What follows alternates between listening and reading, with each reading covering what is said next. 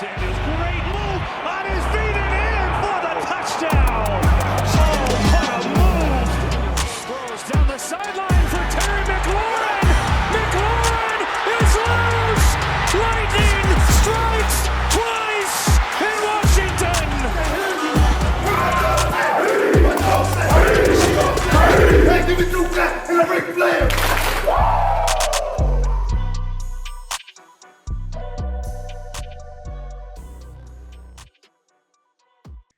Welcome back to the Commander's Call podcast, everybody. I'm your host, Sam Murray.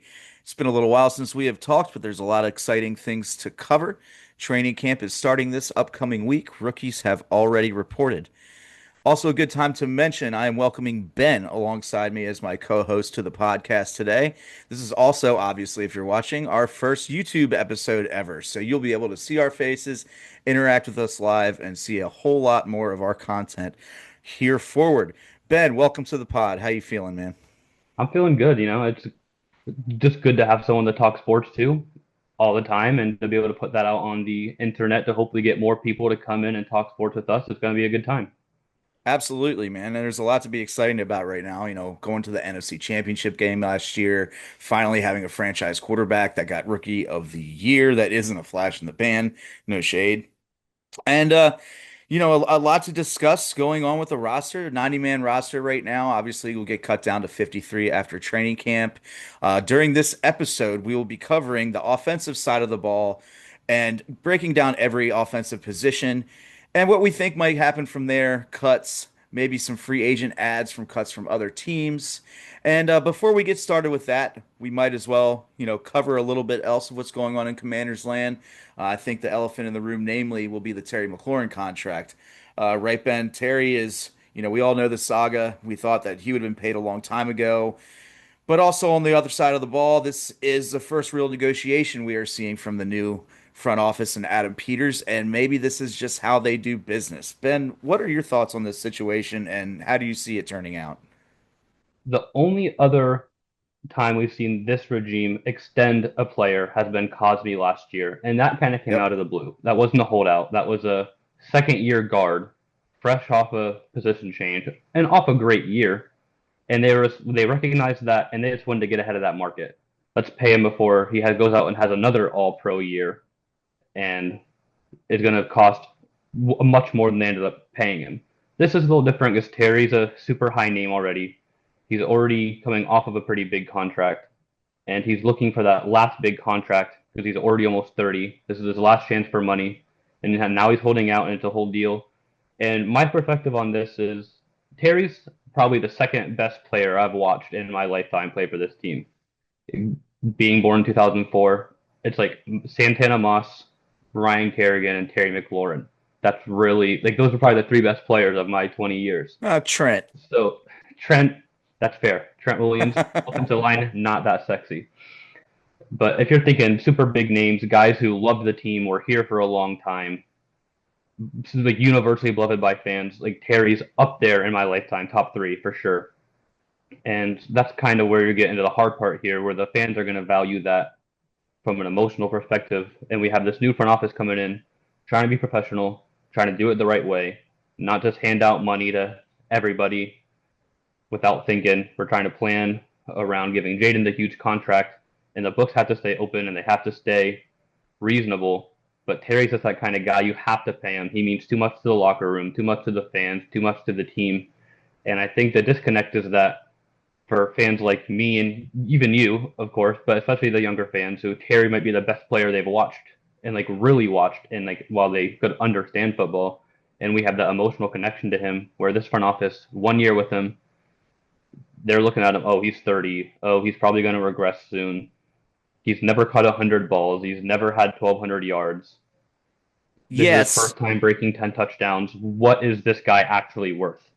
Yes, but on the other hand, has he not proved himself more than adequately is what I'm trying to say. And regardless if they were here or not, Terry has proven that he can produce with any quarterback. I think the number he has gone through 18 quarterbacks since he's been here since 2019. That's absurd. And he hasn't missed a game since 2020. And when he missed a game in 2020, it was because of COVID. It wasn't even an injury. And I'm not even sure he had COVID. I think it might have been a contact thing. Regardless, Right. negotiations suck. And like you said, this is a unique situation. It's not like Cosme, where Cosme was an ascending player. You are signing him to an extension based upon the predictive knowledge of his What he ascension. can be. Correct. Whereas with Terry McLaurin, it's very unique because yes, he's performed. Yes, he does not have the amount of tread on his tires that your typical 29 going into age 30 season player would have. I also look, I was talking to Neil Greenberg the other day on Twitter, X, regardless. Talking to Neil Greenberg the other day on X. And I said, hey, I don't like this tag. Oh, he's 30. It almost sounds like an insult. Like, I don't look at that as a determining factor or gauge for every player. I think it is a case by case basis, but on the in the same breath, it is heavily weighted to failure. We do see descension as opposed to ascension post 30 far more often.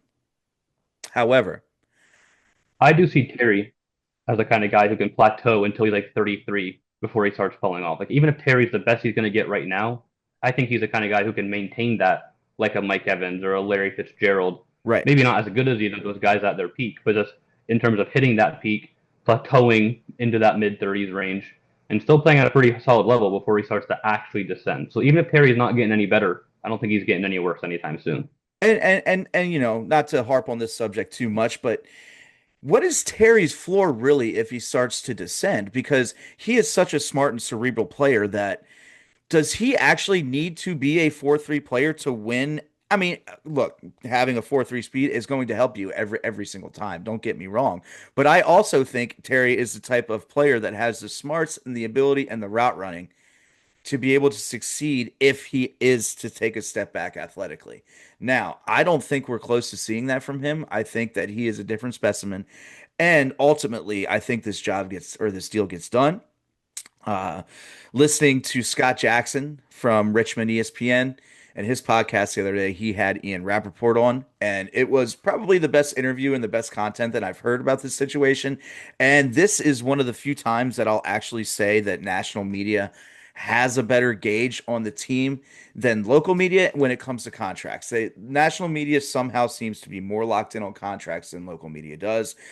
I don't know if that has something to do with agents and I would the say the agent just trying to feed agents info and out there to trying to the biggest feed guys to get as exactly, many people seeing it. The more exactly similar Patriots to fans and content. Chargers fans and Right, other teams fans that are talking about, oh, we should trade for Terry. Oh, look how disgruntled this right. guy is. Well, we should trade for him. The more it's going to rile up, those contract talks. Exactly. And it's all about pressure. This is how negotiation works. And Ian Rappaport, something that really hit home with me.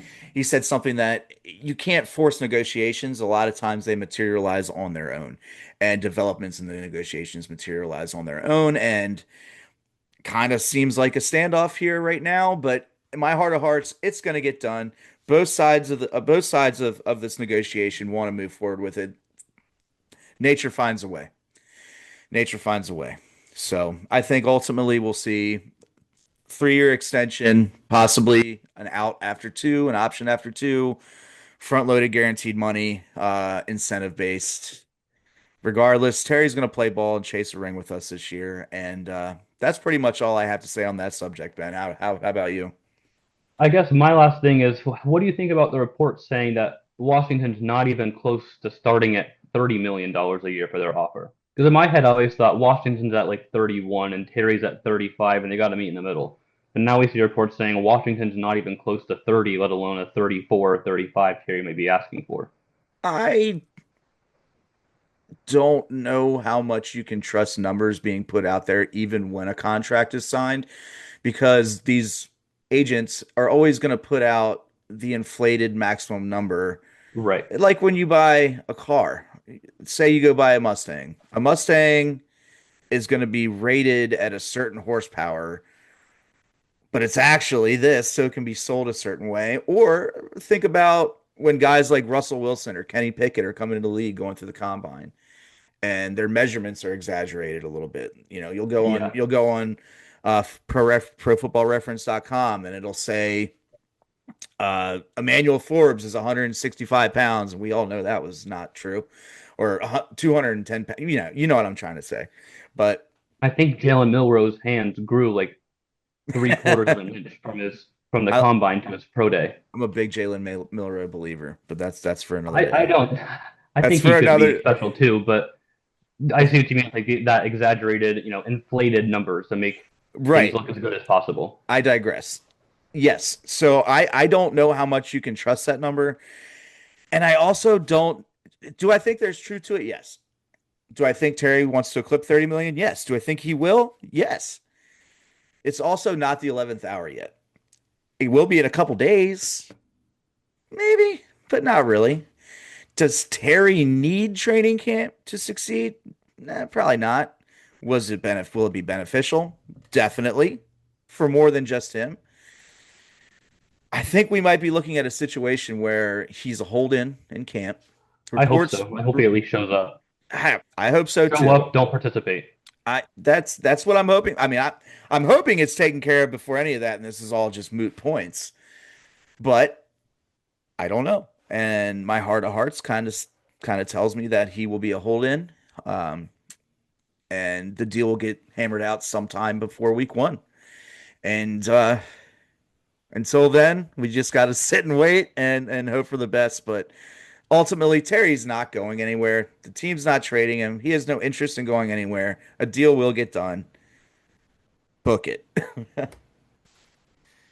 All right. So before we go into our offensive predictions and roster breakdown, a little bit of news on RFK Stadium. Whole lot of political stuff. And I'll be honest, I don't understand all of it, but just like the Terry McLaurin thing, I think that is going to get done as well. The federal government owns the land and ultimately leased it to the commanders for the purpose of a football stadium. Now, I hope it doesn't get to the point where the federal government has to step in, but they do have a last ditch ace in the hole if it does. And it seems as things are ramping up, or it seems as if things are ramping up with the DC City Council, and the rumors are they should vote on this before the end of the summer. So I plan on marking my calendar for the first week of September in 2030 to be back at RFK Stadium for my 40th birthday. I just think it has to get done. I can't see a world where it doesn't get done. I'm pretty sure part of the contract is that the city of DC will own the parking garages. So not only are they putting up like less than $1 billion towards the stadium, but they're also going to make that revenue back just from the parking garage alone of people going to the games. So I don't really know what the holdup is. All the politicians out there that are like moral grandstanding about this has to be right for DC too. It just feels like trying to get cheap brownie points on an issue that they know people care about. Absolutely. Back to the parking garage thing, though. I read in the Washington Post yesterday that the team is paying $1 a year rent for the parking garages, and none of the revenue goes back to the city. So if that's what the holdup is, I actually kind of side with the city on that. That's a lot of money. Like you and I Yeah, both know how much it costs to go freaking park at a game, man. It's I it's couldn't it's believe it the wild. first time I went. It's got to be a lucrative business. So I mean, come on. And I'm sure, just like Terry McLaurin, let's be real. All these politicians would love to be like, yeah, I was in office when RFK Stadium came back after 30 years. It's Right. gonna come back. Come on. They're all just playing a game. They're all playing a part. They're all trying to maximize the benefit for them, their constituents, and their wards. So to make it short, I think RFK is happening. It's still a waiting game. I'm just kind of ready for it to be over. I agree. And with the Terry negotiation stuff, we've seen the same thing now with RFK, where Maryland and Virginia have supposedly, I've seen reportedly, put out offers for the stadium to come there. So I don't think that's going to happen. I just think that's more negotiating from the team to be like, hey, look, DC, these other states are gonna let us put our stadium there if you don't. So let's get our shit together a little bit. Yep, that's exactly how I feel. All right, now let's segue into our roster predictions and breakdowns of the offensive side of the ball. All right, training camp starts this coming week. Rookies reported last week, veterans report this week. Ben and I are going to run down the entire offensive roster, kind of maybe, filter out who has a chance, who probably doesn't, and go from there and maybe give a couple predictions. First off, quarterback. Don't really know if we have to talk about quarterback too much, but Ben, if you just want to go ahead and list off who is currently on the roster at quarterback. I mean, you said it. I don't think we have to worry too much about quarterback. I think it's pretty obvious going into the year, Jaden's number one. And even more guaranteed, honestly, is that Mariota's number two. Like, we know that already. And then it's really just coming down to, can Sam Hartman take the step to prove that he can be the QB3, not active on game days, but emergency third quarterback? Or will they stick with the veteran Josh Johnson to fill that spot like Jeff Driscoll did last year? And I think it'll probably be Josh Johnson. I think Sam Hartman just may need one more year or two to prove that he can be that third guy. And I think we cut him, keep him on the practice squad again, let him be that fourth guy, keep him around because obviously Jaden loves him. They get along great. They go everywhere together, it feels like. And give him that one more year to develop. Keep Josh Johnson on the roster as that emergency third guy. And I think that's the easiest thing you can do. Yeah, I agree with you there. The really only real competition is for QB3, and I see Hartman is probably needing another year on the practice squad. They clearly want him around because when he came out of college, I think he had the highest undrafted free agent contract of anybody, or no, second highest. It was that corner that we ended up cutting that went to Cleveland. His name escapes me. But they definitely want Sam Hartman around, and I don't think teams are clamoring to have Sam Hartman. Yeah. So I think that, he'd be fine on the practice squad. And little known fact, Adam Peters and Josh Johnson share an agent. So I don't know if that's going to go into a roster spot or if that had anything to do with the signing. But I mean, Josh Johnson's played for damn near every team in the league and other leagues. So, and second stint here. So dude's got chops and a lot of knowledge, and I think would Yeah. be, great to keep in the locker room, regardless of who they keep. I think it'd be smart to have Johnson. I don't know if he has any practice squad eligibility. That whole deal's a little convoluted since COVID.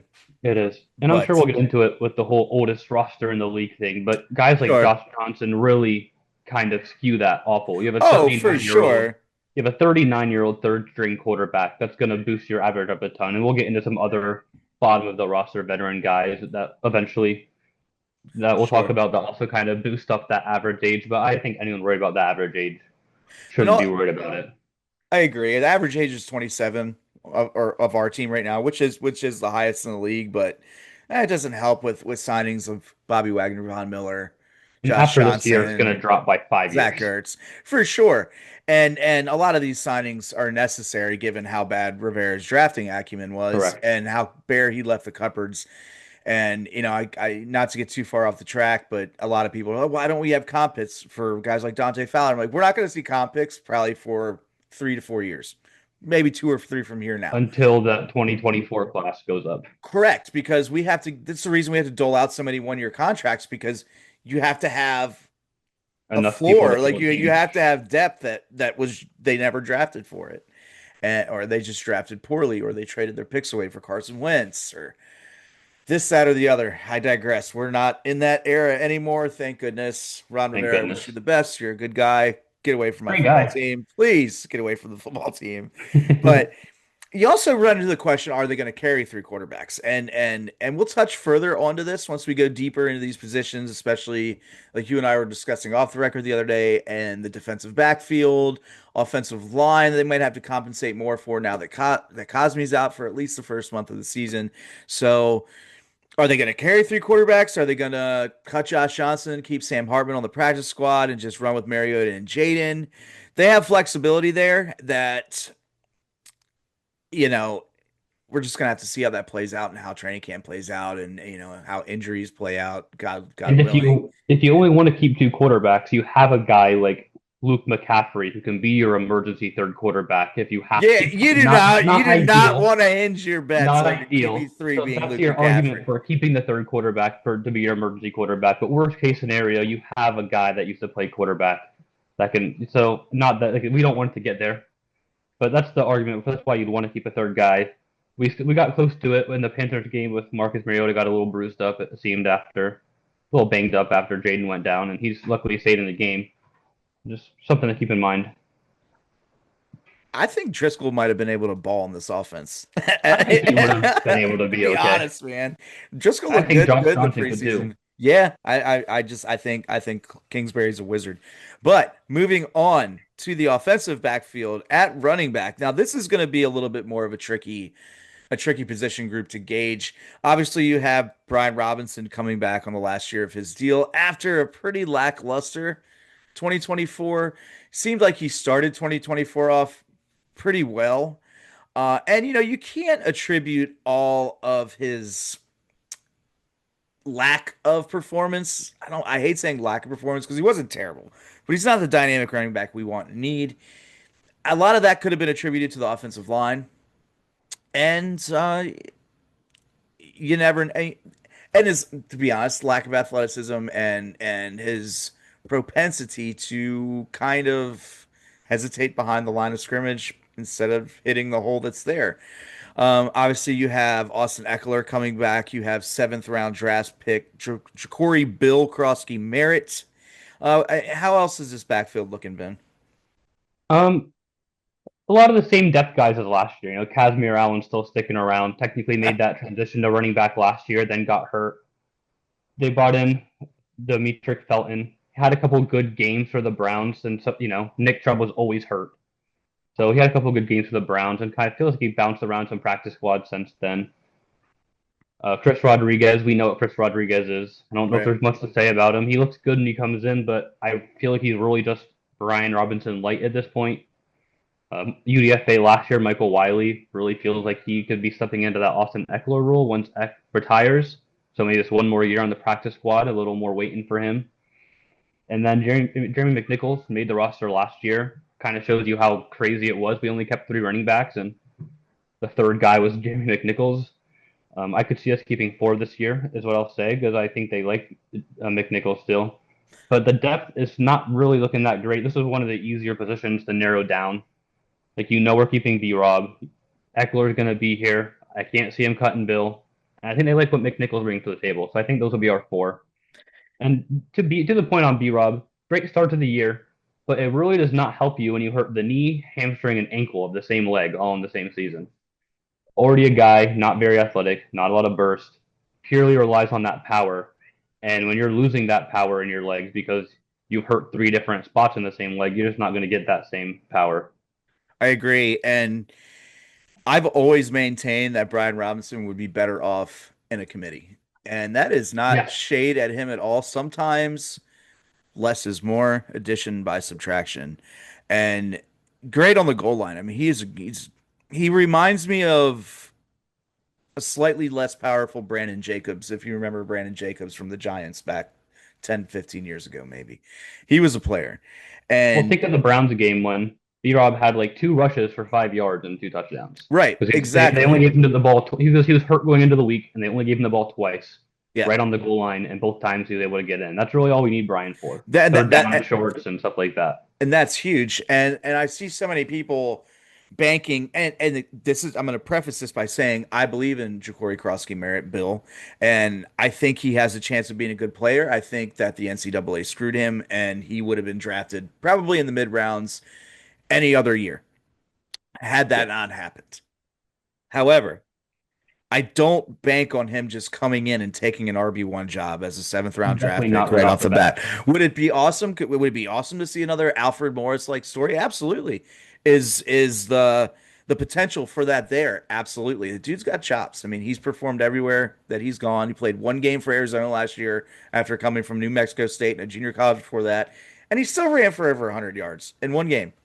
So, I think the best case scenario here is you ease Ja'Cory Krosky Merritt into this offense. Eckler hopefully can stay healthy and play a role that only Eckler can play.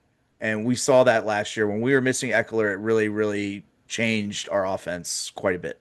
It did. And so I kind of put him into a weapon position almost on his Yeah, own, to where I look at Ja'Cory Krosky Merritt being the Lightning,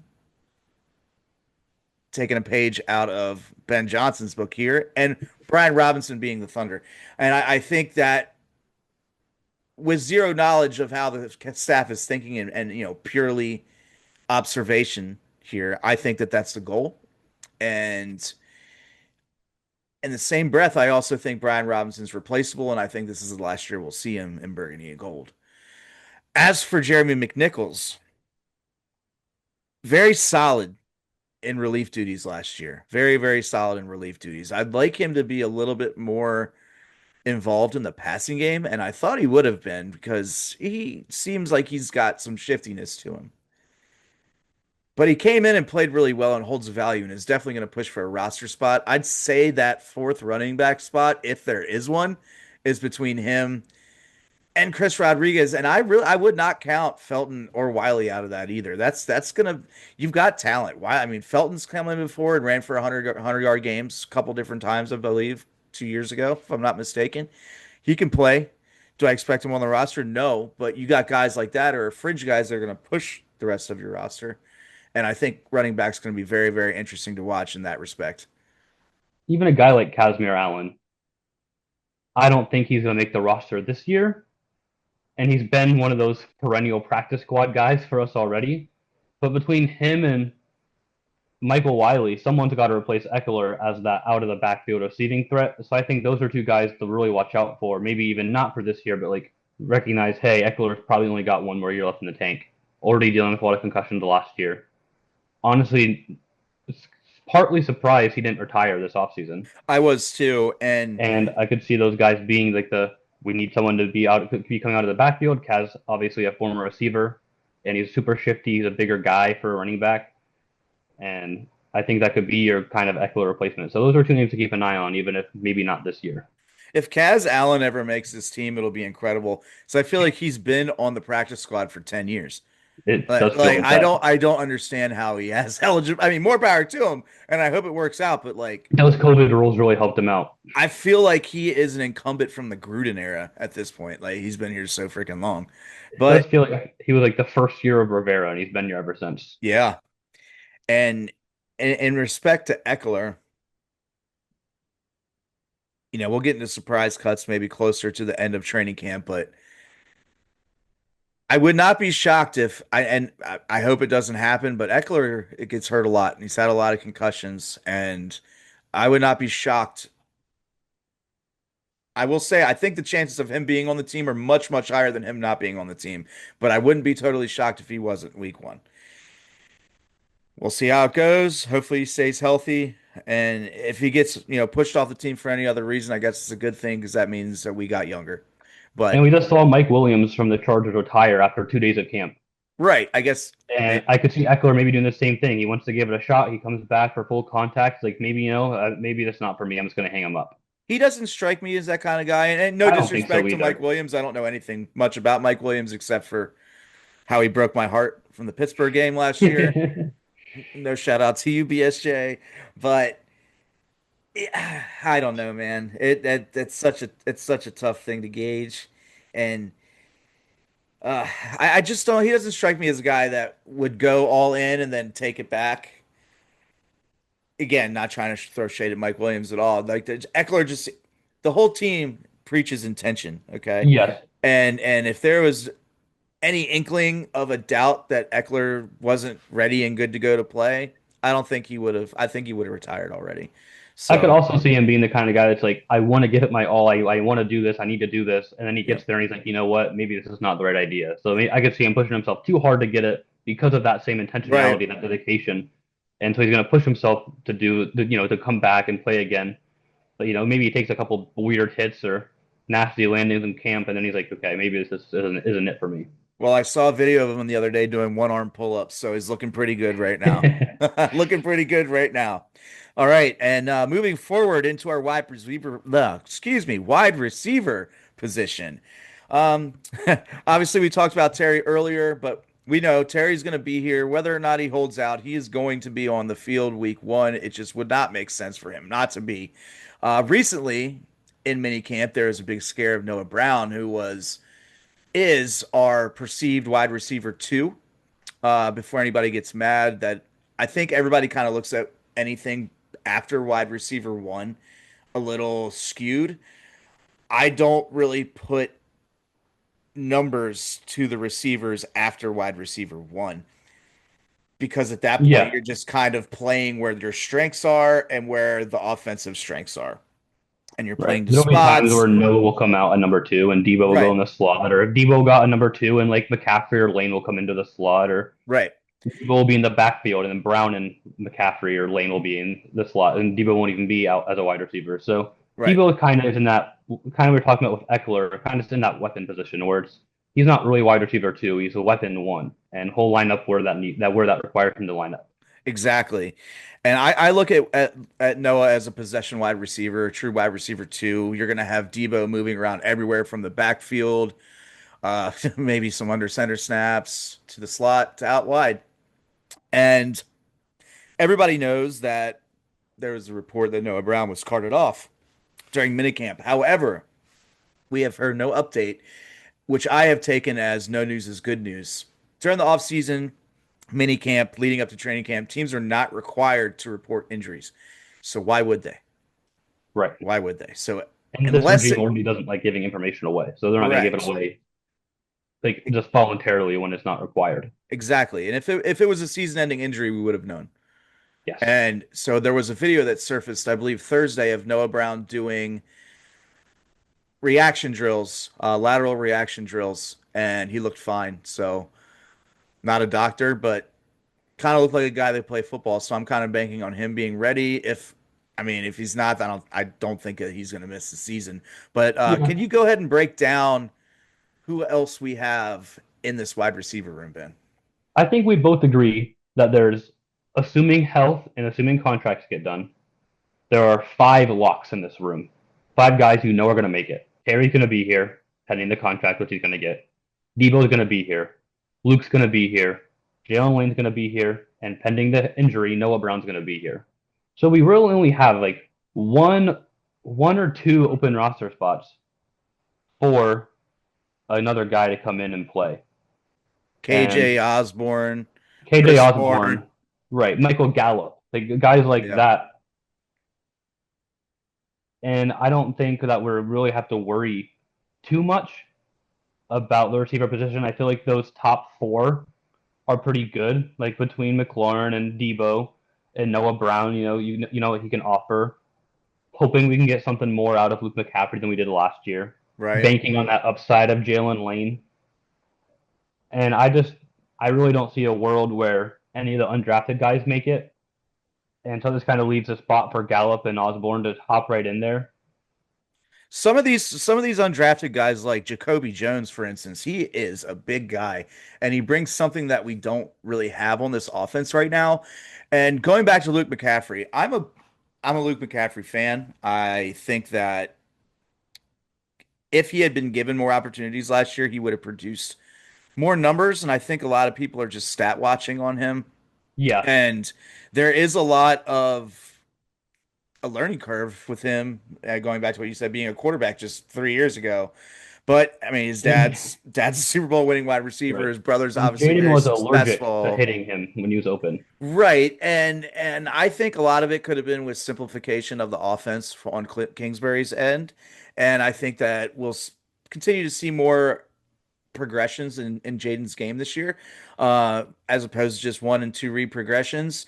And not to say that's all Jaden did, because that's not all Jaden did, but Right. Luke McCaffrey in a lot of instances is not going to be your first or second read, maybe not even your He third was the read. fourth or fifth guy a He's your lot of the fourth or time. fifth read a lot of times. Now, on the other side of the ball, you're going to have guys like Jalen Lane and these undrafted guys and Michael Gallup pushing him for snaps. I don't think this is going to happen, especially because he was drafted third round pick, but a third round comp, technically a fourth round pick.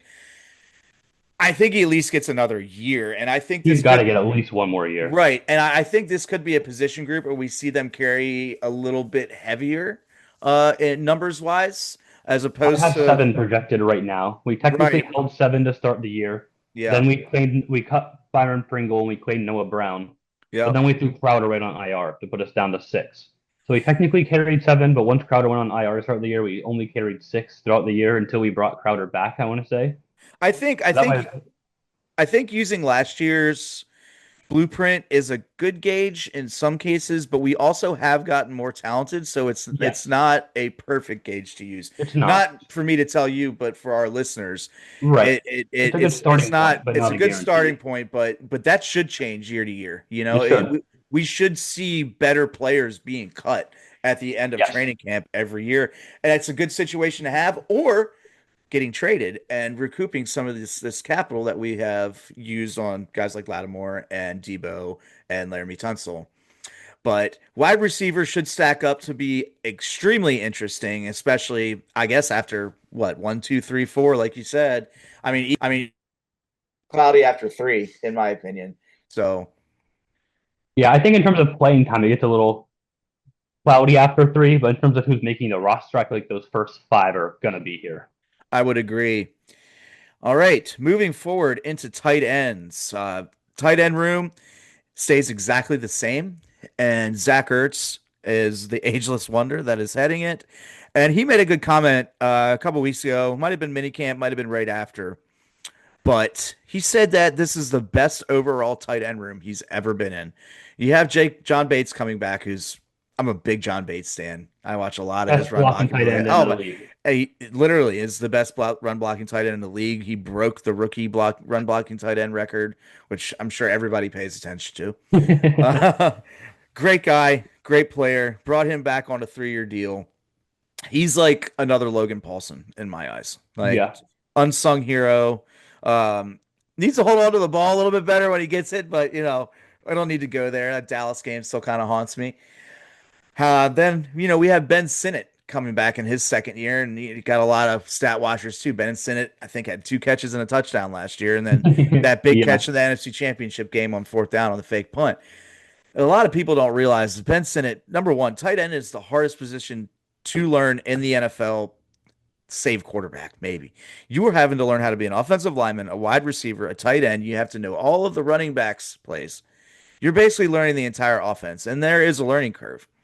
Now, last year, we also had a makeshift offensive line that performed very well given the talent that they were given to deal with. Yes. No shade at the guys that are here that killed it. They ended up as a top 15 unit, which is absolutely wild, which having Jaden Daniels definitely helps that too.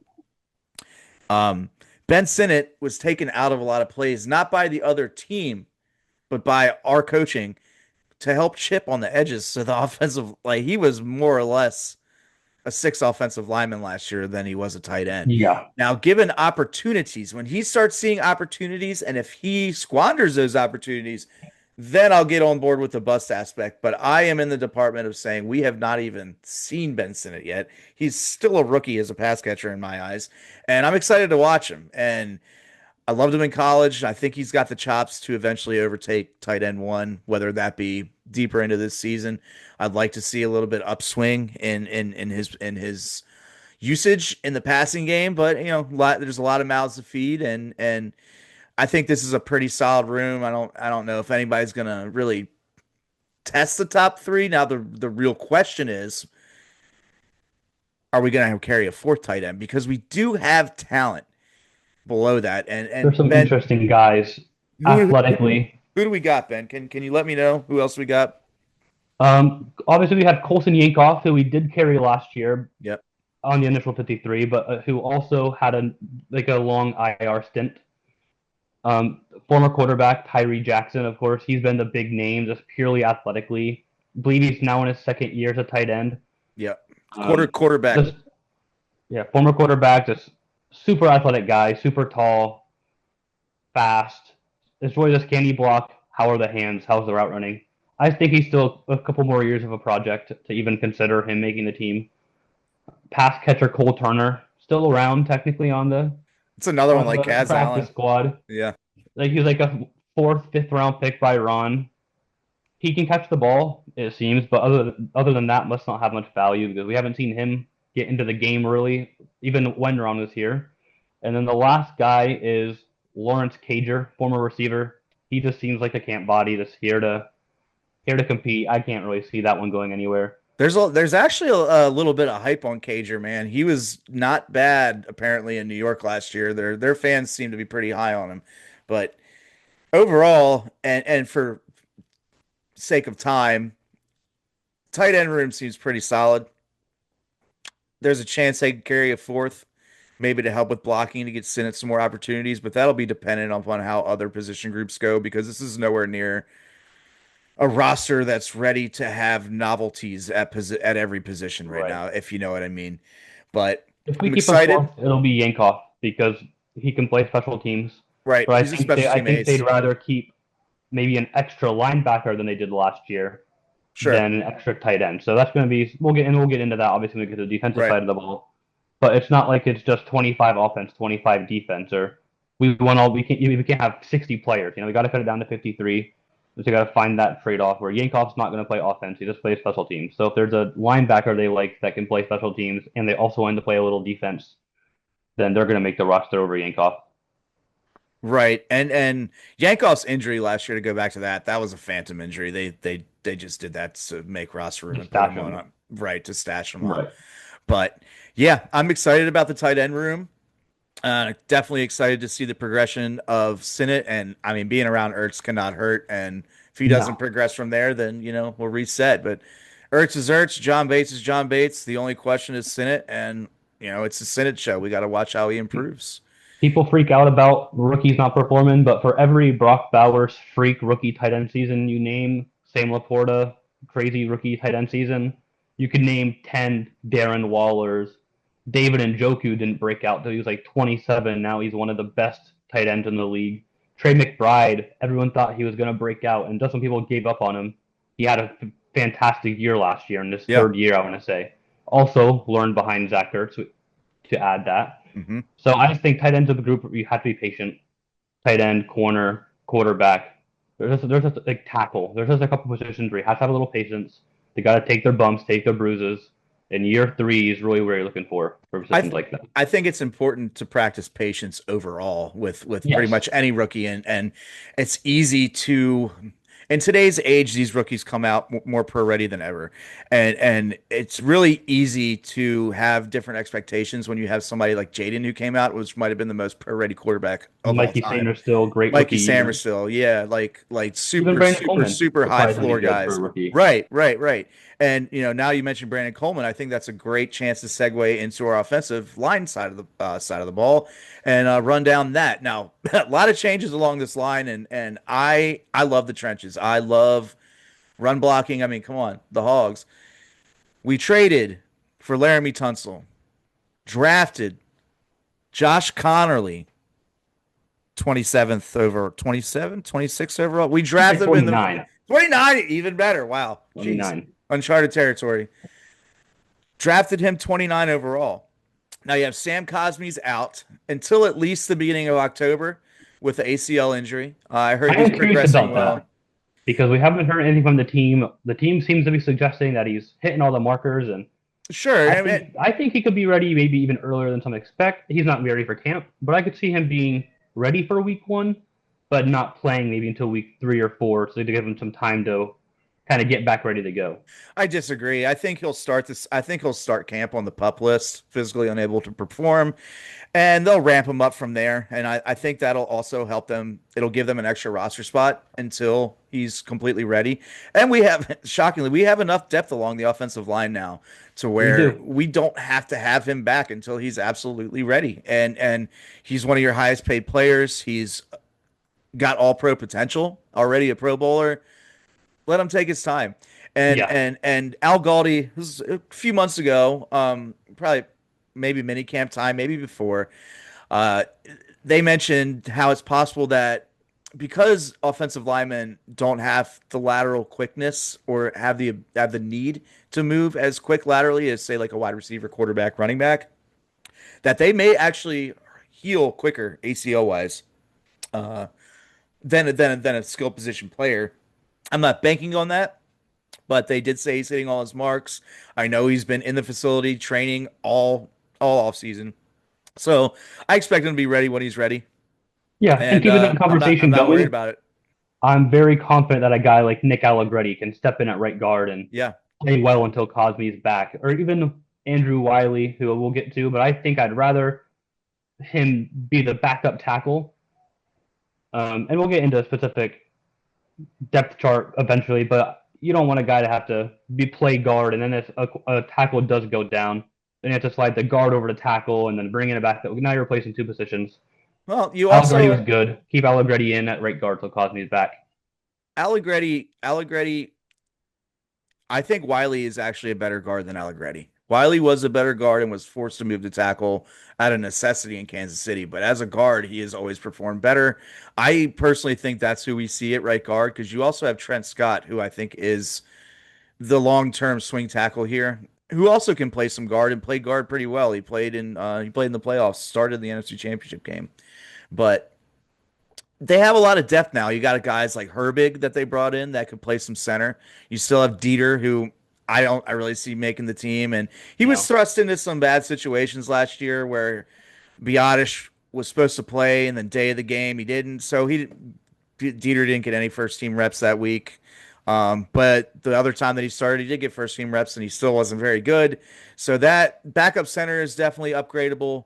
You have And Coleman. Allegretti, from what I heard, had some center experience in Kansas City too. So at the Yeah. very least, you can get rid of Dieter. Worst case scenario, you have two guys in Herbig and Right. Allegretti, and hopefully one of them can play center for a game and hold up a little better. Sure, like they have options, and I think we see obviously Laramie Tunsil starting at left tackle.